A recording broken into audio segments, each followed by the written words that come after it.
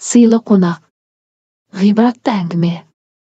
Қазақ халқының төл тәрбиесі мен тарихы, тілі мен діні жайлы, және де ең басты құндылық адами тәрбиені қамтитын ғибратты әңгімелерден тұратын осы каналға алдымен лайк басып, подписаться немесе жазылу батырмасын басып, тіркеліп алыңыз.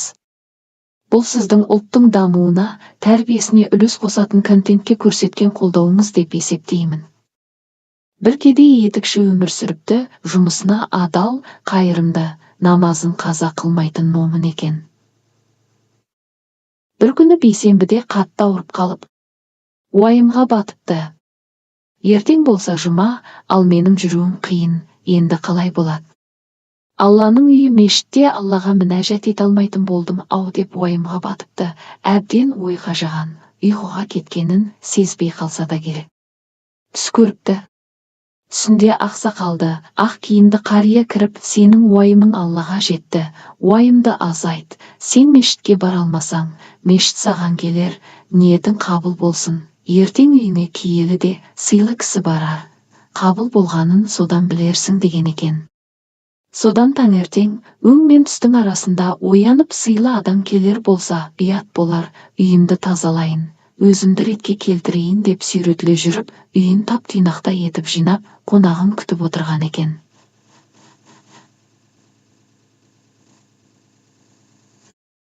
Терезеден қарап отырса, бір жеткіншек бала жылап ағаш түбінде отыр екен. Етікші баладан неге жылайсың? Кім тиді саған балам деп басынан сипаса.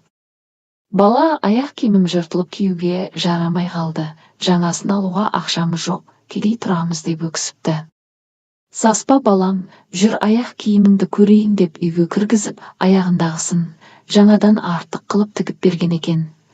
Жүзіп ал, бұл жанған бала, алғысын жаудырып жүгіре жөнеліпті. Сонымен әнекелер мінекелермен түс қайтыпты. Етікші, сыйлы адамым қашан келер деуменен терезеге қарап отырса, тағы бір жұпынылау киінген әйел келіп, сізден ұят болды. Етігімді жөндеуге беріп едім, енді ақысын беріп алуға. Ақшам болмай ұялып жүрмін, ал күн болса суытып кетті, аяғымда тоңып жүр деп мұңайған екен.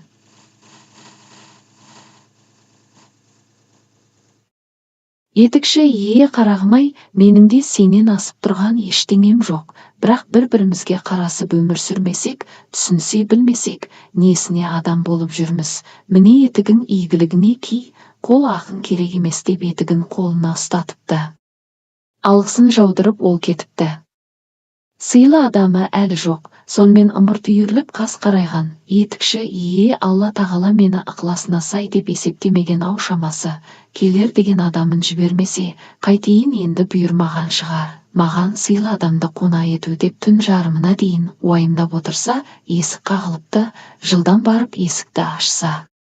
Үсті басы алба-жұлба бір диуана тұр екен. Аға, бір түнеп шығайыншы, дала суық, сізден басқа үйлердің шамы сөніп, сосын сіздің есікті қақтым, айып етпеңіз деп қиылып тұр екен.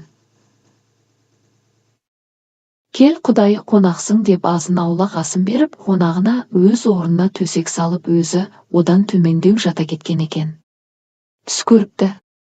Түсінде сол баяғы ақсақал, үйіңе 3 рет бардым, ықыласы мен ілтипатың өзгермеді, үйіме сыйлы қонақ келетін ет деп бәлденбедің, адам жасаған жақсылығын міндет қылмай, оны жария қылмай, сен сияқты момын болып, көкірегін кермей өмір сүрсе, Алла разы болып тілегін қабыл етеді. Мен сені қолдап жүрер қыдыр атаң едім, қабыл болды дұға тілектерің. Деп ғайып бопты, оянып кетсе, қасындағы қонағы да жоқ екен. Әңгіме ұнаса, лайк басып пікір қалдырыңыз, каналға тіркелуді ұмытпаңыз.